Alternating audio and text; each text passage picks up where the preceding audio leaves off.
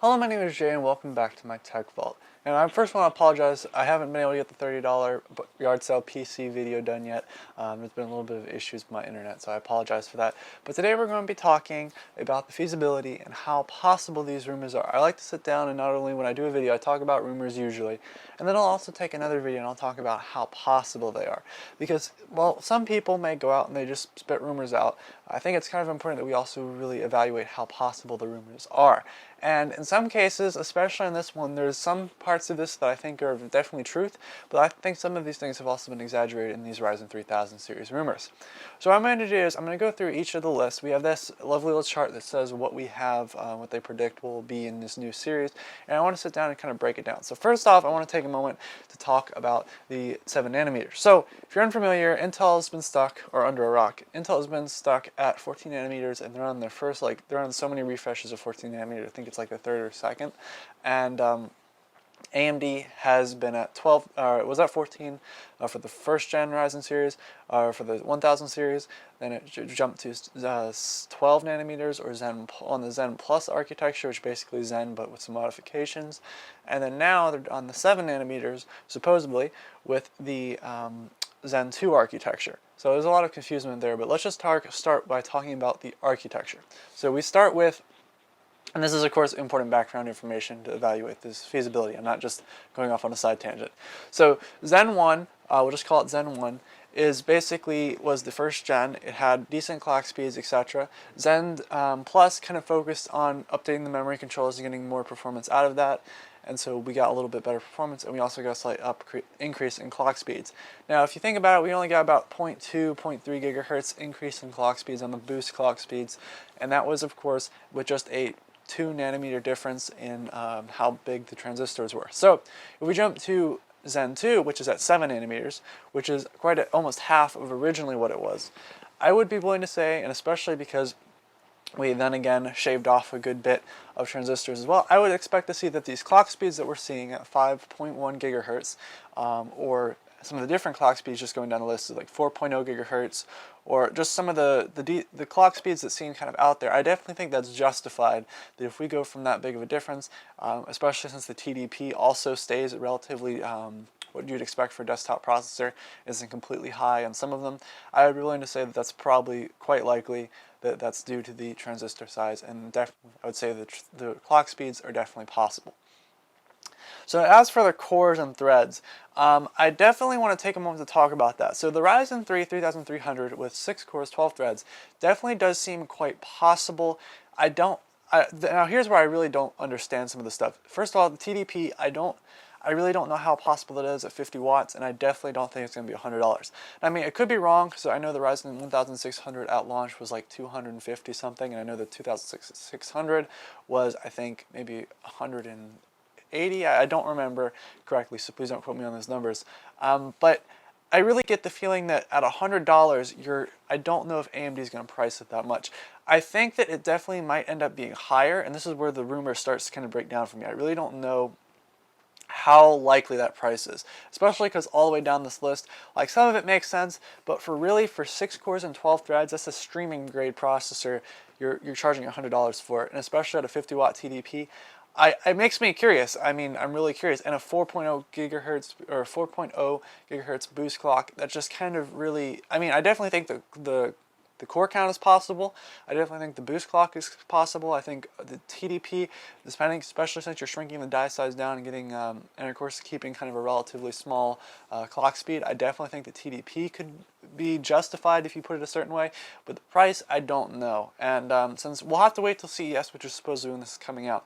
So let's also talk about another thing. So I'm going to just kind of break it down into each of like the Ryzen 3, Ryzen 5, Ryzen 7, Ryzen 9. Because there's Ryzen 9s on here. So I'm not going to talk about like the 3300X, because that's kind of the same process. It's got a slightly higher TDP, which would be expected from a slightly higher clocked processor, and of course a slightly higher clocked, higher price as well. And of course we have the graphics versions of these with the 3300G, which also is a separate topic that has graphics built in, and it's kind of expected, and the price is relatively the same at $130. All kind of expected. I don't see any issues there. But now for the Ryzen 3600, which with 8 core, 16 threads. I really want to talk about this because first off, number one, it still maintains the same TDP as the 3300G, which it kind of makes me curious because especially when you look at the fact that this is clocked higher, it's more cores. I don't think the TDP would stay the same from something that's 3300, we'll just do the 3300X, and compared to the 3600, I don't see why, since the 3600 is clocked higher, more cores, it still maintains the same TDP. And now the price is about where the 1600 originally started at launch. So I think it's at $2,300. And so, I mean, I think that's kind of reasonable. They're sticking with the same price points as they were before, like with the 1600, 2600 kind of being the same price, but you're adding a lot more cores in there. And especially since 7 nanometers is supposed to be really expensive, hard to get, and AMD invested a lot of money into it, I don't think that they would charge that low price. So that's just my only concern with that as well. And of course you've got the 3600X, you've got the 3600G, all different processors with 8 cores, 16 threads, and we've got no Ryzen 1500. If you remember, that was a 4-core, 8-thread processor. No, we don't have any of those mid-range stuff. We have 8-core, 16 threads, so on. So basically, there's just higher clock speeds, especially the Ryzen 3600X has 4.0 gigahertz and a 4.8 gigahertz boost clock speed. I definitely do notice, that the TDP has also increased to around a desktop processor at around a 95 watt TDP. As for price, we're looking at the 3600X model, at 2300, and the 2600 is at $180. So I definitely think that the only thing I see so far is the prices. As for the cores, I definitely see stuff that we've already seen before, so we've seen AMD already do this, so I don't think that there's a doubt that they can do that for a lower grade processor. But here's where we start getting into the interesting stuff. So the Ryzen 7 3700X has 12 cores, 24 threads, and it's 4.2 gigahertz base, 5.0 gigahertz boost. Now, first off, the TDP is 105 watts. So, I mean, the TDP is kind of understandable, similar to what we would see in Intel at around 95, etc. So it's similar. What I really makes me, the Ryzen 3700 at 3.8 gigahertz and 4.6 gigahertz. Sorry, I must have messed that up. I think that everything I see on here, the clock speeds are possible, etc. Only problem is the core count is 12 cores, 24 threads. Sorry, I'm really having a bad day. And so I think that the higher core count on the single dies, I don't know if they're going to do multiple dies and link them together. I don't know how they're going to do this. It is possible, since they've shrunken the transistor size, they can fit more on the in the dies themselves or on the processor themselves. I definitely think that's possible, but I don't know A, if it's going to be financially feasible, and B, at a 95 watt TDP for the 3700 Ryzen 7 3700, and also at a $300 price tag. I don't know. That doesn't necessarily seem like something. I mean, I would definitely see the prices would be going up, and especially for a 12-core, 24-thread, which the original Threadripper was at, some of the original Threadrippers were at. I really don't know if they would do that for $3,000 or $300. Sorry, $3,000. As for the Ryzen 3700X, 4.2 gigahertz, 5.0 gigahertz boost, 105 watt TDP. It just seems really outlandish there. I don't know if I'm just unused to those numbers. I mean, it's all possible in my head.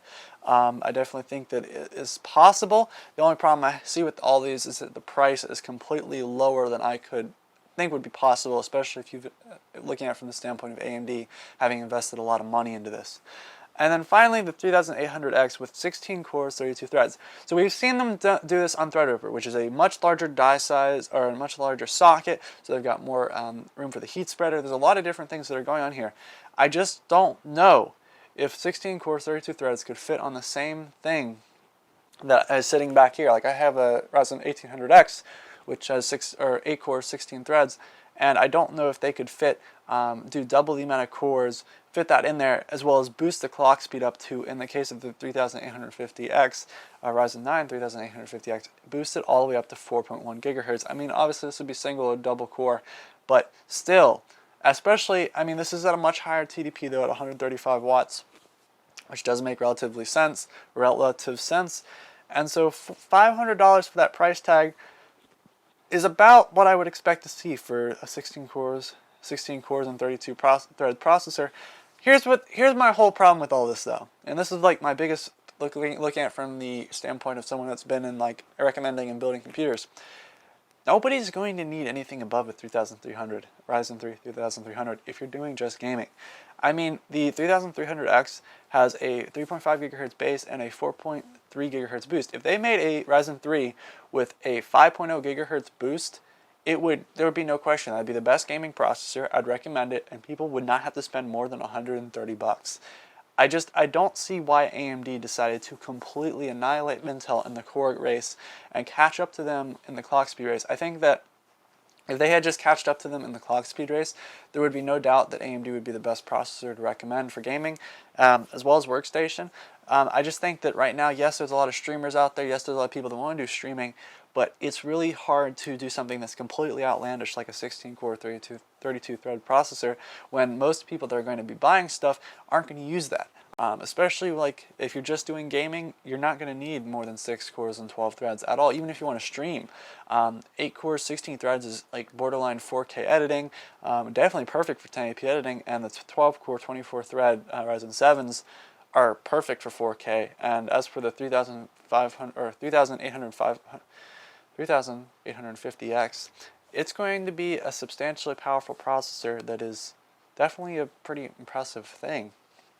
I mean, I'll go for it because I want something for video editing. That's mostly what I do on my system. But it's just, aside from 4K, 60 FPS, video editing with like multiple cameras, I don't see why that would be something practical. Or, I mean, yes, they want to have something that completely annihilates Intel, and there's no argue this is a better deal. But really, why have such a cheap price? It just seems a little too good to be true all across the board. I'm not saying it isn't possible. Not saying that. So what I would recommend as these rumors, if they're possible or not, I definitely think this is something we could expect to see. As I said, for the price, I don't think that the price on some of the lower end stuff is what we might actually end up seeing. As for the higher end stuff, it does kind of make a little bit more sense. The Ryzen 3850X really is maybe a slight price a little bit lower, maybe $600 I would expect to see it at when it originally releases. So it's just going to be interesting to see. The only concern I have is that if AMD is going to invest all this money into building and putting these processors, I think the price is just a little too good to be true. As for the core counts, the clock speeds, I definitely think that's possible with Zen 2. I definitely think since it's a whole other architecture, it's more faster, more efficient, and then also shrunken down. I think it's definitely possible there as well. I just think that right now the price and maybe a little bit of the TDPs on some of the lower end processors are a little bit off in my opinion, but you never know. We'll have to see what we see. But thank you very much for watching. I hope you enjoyed today's video. I hope I was able to clear up some of the rumors and how possible these are. I do think that relatively we could see some processors with these specs, just not the same TDP or the same price. But thank you very much for watching. Check out my channel for other cool tech-related news, videos, reviews, discussions like this, myth busting, and computer builds. I'm doing a $30 gaming PC right here, which I'm actually downloading games right now to play on it, so we'll see how that goes. But check that video out, and of course, thank you very much for watching. Goodbye.